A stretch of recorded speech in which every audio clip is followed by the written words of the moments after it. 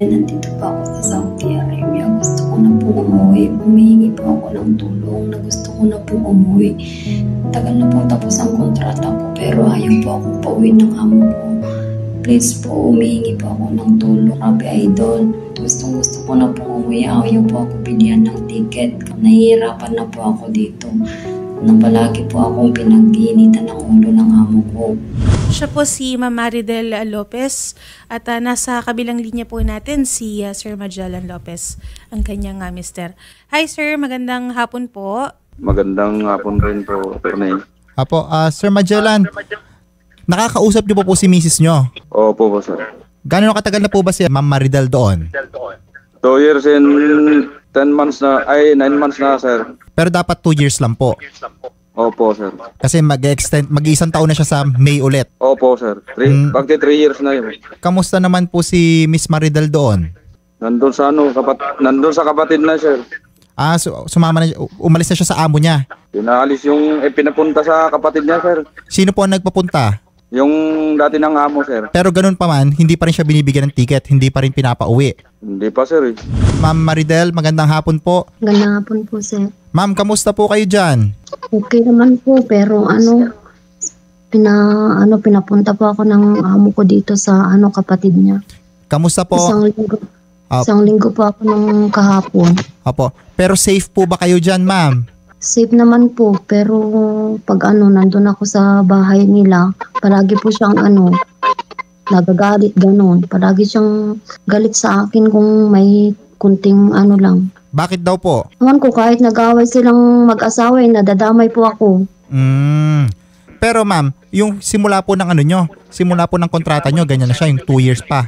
Hindi po, nagsimula lang po nung nalaman niyang may babae na yung asawa niya. Pero yung simula po ng contract kayo? Noon po nung una pa lang po ako mainit na po. Hindi nila ako gusto, sabi niya noon. Kasi nga po dalawa kaming katulong. 10 years na po yung katulong sa kanila. Sabi niya, hindi daw akong magaling maglinis, ganito, ganyan, sabi niya. Itong malapit na matapos yung kontrata ko, sabi ko, kung ayaw mo ako, bakit pauwiin mo na lang ako pagkatapos ko na ng kontrata ko, sabi niya. Nung April na 2023, nung nasa Dubai kami, sabi niya, nag-away-away kami. Tapos sabi niya, pag uwi natin sa Jeddah, sabi niya, papauwiin ka na namin, ka na namin sa embassy, sabi niya. Sabi ko, kahit na ngayon na sabi ko sa kanya, bilan mo ako ng ticket, sabi ko, di papauwiin mo na ako sa Jeddah, tapos pupunta ako sa embassy, sabi ko sa kanya. Pero sige. Hindi naman ho kayo sinasaktan dyan, ma'am? Sinubukan niya po akong saktan yung lalaki, pero sabi ng asawa niyang babae, wag mong saktan, sabi niya. Pero dinuraan ko ako sa harap-harapan. Okay.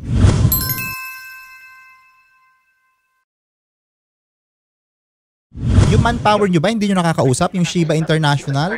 This week lang po, siya nag-message sa akin. Pero nung ever since, ma'am, ever since kinokontakt nyo na tapos na ang kontrata nyo at hindi pa kayo pinapauwi? Kinausap ko yun nung agent ko, pero sabi niya po, wala daw siyang may tutulong sa akin kasi natapos na daw po yung kontrata ko.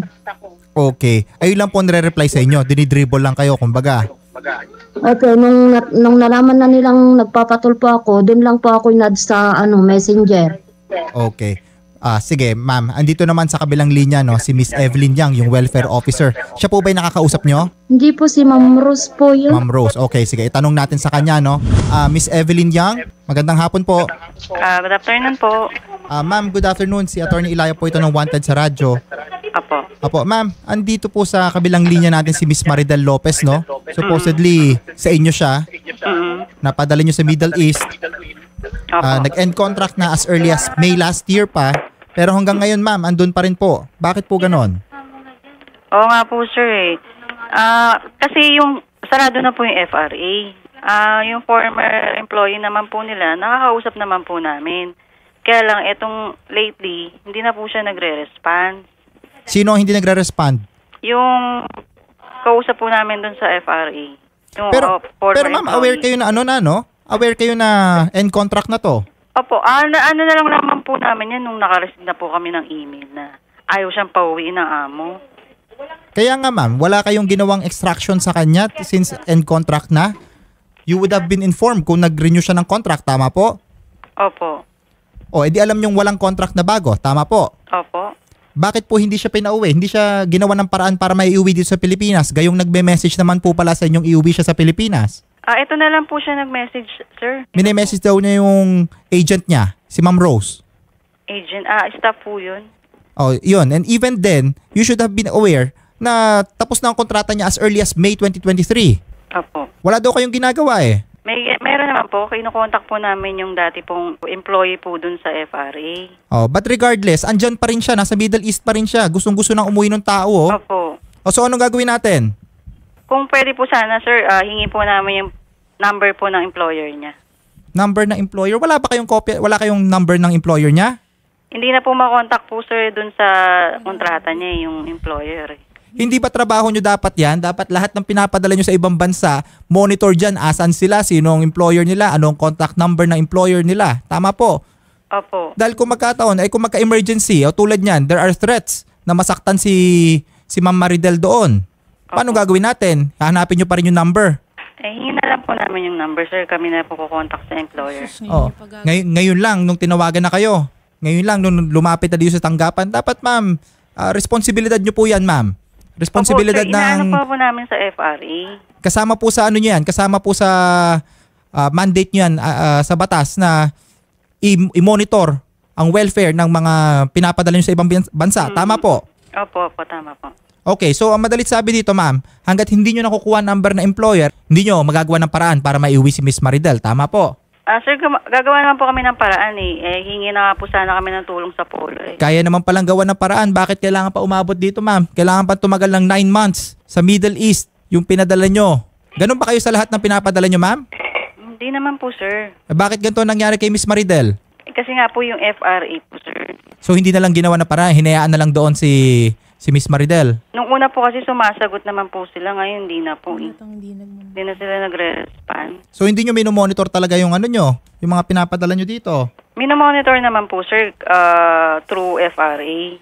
Okay, nako, Ma'am, ang sinasabi lang kasi ni Attorney Elia, last year pa yan. Ang lagi pong sinasabi ni Senator Raffy Tulfo, Miss Evelyn Yang, na sana po, dapat po, lagi po nating kinakamustan. Kaso ang problema, ma'am, ni Niho, wala pong kamustahan na nagaganap.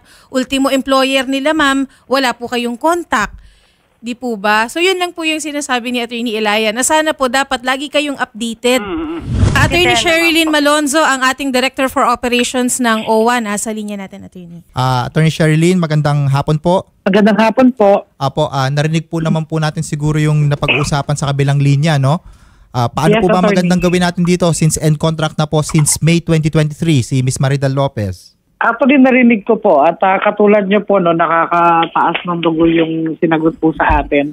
Kasi unang-una, under the 2003 Department of Migrant Workers governing rules on the recruitment and on the recruitment of land-based overseas workers, yung refusal po ng or unreasonably failing po to act on any request for assistance ng deployed worker, lalo na if it will lead to death, psychological impairment, sexual abuse, or maltreatment, ito po ay punishable by cancellation of license. So dapat alam po yan na kanyang PRA, etong si Shiba.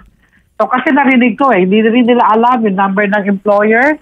So alam naman po nila na talagang obligasyon nila na iuwi. Kasi ang sinasabi nila, kailan lang daw po na tumawag po ang ating OFW si Maridel na gusto na umuwi. Una-una, dapat paano hindi nyo po na monitor? Alam nyo po kung hanggang kailan lang po. Attorney Sherilyn, ang kanyang nasa kabilang linya pa po si Ma'am Evelyn. Baka gusto niyo po kausapin. Actually, yun nga, kaya sinasermonan ko na po siya Baka hindi niya alam na ito ay pwede makancel po yung kanilang lisensya. Baka akala niya light offense lang ito. And then, kasi sa amin din po, tinatanong Kasi nung nagtanong kami sa kanila about this case po, sa amin din tinatanong kung ano daw po yung number ng employer. So, imagine that. So, napaka-blatant po ng violation nyo po, no? Obviously po, hindi nyo po alam kung ano nangyayari sa deployed worker nyo. Dapat po, pinauwi nyo na po ito. Kasi ang obligasyon nyo po, hindi po natatapos pag dineploy nyo po ang ating OFW po abroad. Ang obligasyon nyo po ay matatapos hanggang may uwi nyo siya dito po sa Pilipinas. Kaya dapat din po, ang advice ko lang, no, kung di nyo po nakukontak, kayo po mismo, may mga PRA po mismo na nagpupunta po mismo kung saan po nandoon po ang kanilang deployed OFW para lang maasikaso. Lalo na kung wala na kayong communication po sa FRA nyo. So, pwede po kayong magpadala ng tao doon at asikasuhin nyo mismo po. Pag hindi po isusurrender po ng employer po, mag-file po kayo ng complaint po sa labor para po ma-issuean po ng exit visa po si Maridel po pauwi ng Pilipinas. Apo, how do we initiate a complaint against the agencies, mga airing agencies sa mga ganito, especially sa mga gantong obligations nila? Ito po, unang-una po, there are two ways po, no? If the labor attaché will recommend po, merong in-re proceedings po tayo na tinatawag.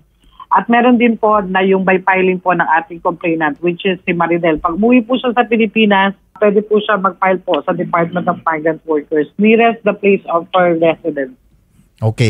Sige. Siguro po, pag-iisipan ni Ma'am Maridel yan. Pero sa ngayon po, since ang pinaka-urgent concern po natin ay maiuwi si Miss Maridel, paano po ba magandang gawin natin para mapabilis po, Attorney Sherilyn? Okay. Unang-una po, kaya nga po namin tinawagan yung PRA niya, dahil kailangan namin talaga din hinihingi rin po kasi ng mga taga-polo, unang-una yung employment contract. So, and then yung passport. Kasi para kung magpa-file po tayo ng complaint po sa labor, yan po yung unang-una. Kaya lang, sinasabi nila, hindi na daw po makontak yung employer. Ito po, kino-ordinate na rin po namin to sa aming welfare officer. So, waiting po kami ng feedback, but we will be asking the PRA, halongkatin niyo po yung files nyo, no, at ibigay niyo sa amin. Okay po. Dapat nyo pong ibigay ng dokumento po ni Maridel. Sige po. So, hopefully, mapapauwi na po natin agad din si Miss Maridel once we get the files, ano? Give or take. Basta attorney, basta cooperative ang employer at magbibigay ng exit visa, wala tayong problem doon. So, pag hindi kasi nagbigay siya ng exit visa ng voluntary o hindi sinurrender po yung ating si Maridel sa MWO, ang mangyayari po, magpapile po tayo ng labor complaint para po mapwersa po siya na magbigay po ng exit visa at mapauwi po si Maridel ng Pilipinas. Okay po. Sige po. So, ganun po ang kailangan talaga yung mga contact details lahat, no? Sige po, we expect sana, hopefully, para makauwi na rin po sa lalo madaling panahon si Miss Maridel Lopez. Apo, attorney. Apo. Thank you, ma'am. Thank you, Attorney Sherilyn Malonzo. Welcome, attorney. Mabuhay po kayo. Maraming salamat po.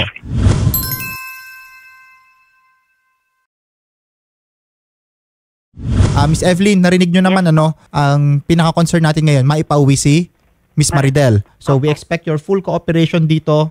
And sige, tutulong na rin kami. Miss Maridel, can you send yung number ng employer nyo para makontakt nila? Apo, pasend na lang po sa staff namin para gagawan din nila on their end, gagawan din nila ng paraan. Sige po. Okay? Pinasa ko naman po noon na lahat nandyan na kay Ma'am Bertia. Apo. Tapos ma'am, pag uwi nyo dito, kung gusto nyo sampahan ng kasong Shiba, we will help you. Okay po. Okay? Para sa ginawa nilang neglect sa inyo. Sige po. Okay? So, pag-isipan nyo muna. Pero ang priority natin is mapauwi kayo dito sa Pilipinas. Opo. Okay po? So, meanwhile ma'am, mag-ingat muna kayo dyan. Konting panahon na lang ma'am. Makakapili nyo na rin po ulit si Sir Magellan. Ma'am Evelyn, may masasabi po ba kayo sa mga sinabi po ni Attorney Sherilyn Malonzo kanina? Alam nyo na po yung tamang protocol? Opo. Ngayon alam nyo na, ma'am. Dapat alam nyo na yun dati pa. Hindi. Alam naman po namin yan ever since, sir. Okay, alam nyo naman pala ever since pinatagal nyo pa ng ilang buwan yung OFW dun. End na yung contract niya. Palibasa, kumita na sila Kaya diba? end contract na Wag naman ganon, ma'am. Wag naman ganon. Kasi kawawa yung mga natin, no? Kawawa tulad yan ni Miss Maridel. Ang tagal na palang kumokontak sa inyo. Delikado din si Ma'am Maridel doon. Kung may mangyari dyan, sinong sasagot dyan? So, yun ma'am. Ganito gagawin namin. Kailan lang po kasi kumontak si Maridel? Hindi ma'am. Kinokontak na daw po si Miss Rose. Matagal na. Miss Rose, ito lang din po yun. And even then ma'am, hindi po kailangan kontakin. Dapat alam nyo po na by that time, by May 2023 pa lang, alam nyo na po na nag-end contract na si Miss Maridel. Tama po? Opo. Hindi na po kailangan kumontak dyan. Kayo nga po dapat magpapaalala, pa-end contract ka na. Anong plano mo, di ba? Hindi po hindi para lumapit pa si Miss Maridel sa inyo at sabihin na end contract na po ako, pauwiin niyo ako. Hindi po ganun yan. Tama po? Opo. Okay. Sige, ganito gagawin namin, ma'am. Kukunin po namin yung mga contact na hinihingi nyo kay Miss Maridel. Isasend po namin sa inyo para habang gumagalaw din yung OWA natin, on your end, meron din po tayong galaw. Opo, sir. Okay po? Ang priority natin dito, ma'am, mapauwi ha. mapauwi opo. sa lalo madaling panahon si Miss Maridel. Opo. Okay po? Okay po. Okay. Sige, Miss Maridel, baka may message kayo kay Sir Magellan. Ayan, nakikinig sa inyo. Sir, ang gusto ko lang po ay kung may pagkakataon lang po na na mapauwi ako ng mabilisan, gusto ko pong umuwi ng mabilisan kasi po na ako ng amo ko dito, ni-stress niya po ako. Yes, ma'am. Ayan po ang napag-usapan natin with OWA and syempre ito with the cooperation na rin ng Shiba International. Nakalampag naman na. Nakalampag na sila, gagalaw na. Opo, kasi lagi po silang nag-aaway mag-asawa pag nandun ako sa bahay. Pinag-iinitan po ako eh. Apo. Pa-rescue na natin. Kaya ayaw ko na pong Hindi, mag-stay sa kanila. Kailan daw ba Lalo kayo? na ngayon, Kailan daw ba kayo lalo na babalik? ngayon, magraramadan po. Kailan daw ba kayo ibabalik sa amo nyo talaga? Baka bukas uuwi na po kami o kaya Saturday po. Sige ma'am, itry namin na kayo ipa-rescue dyan para at least waiting na lang kayo talaga makauwi. Opo, kahit mag-stay na lang po ako sa sa embassy o kaya sa UWA, ganun na lang po. Sige po, we have your details naman ma'am and ayun, nakaradyo na rin naman kila Attorney Sherilyn Malonzo ng OWA. So, tingnan natin para mapupull out na kayo. Opo, kasi pag nalaman nilang nagpapatulong po ako, baka saktan po nila ako. Yes dito, ma'am, valid po yung concern ninyo. Valid po ang concern ninyo ma'am.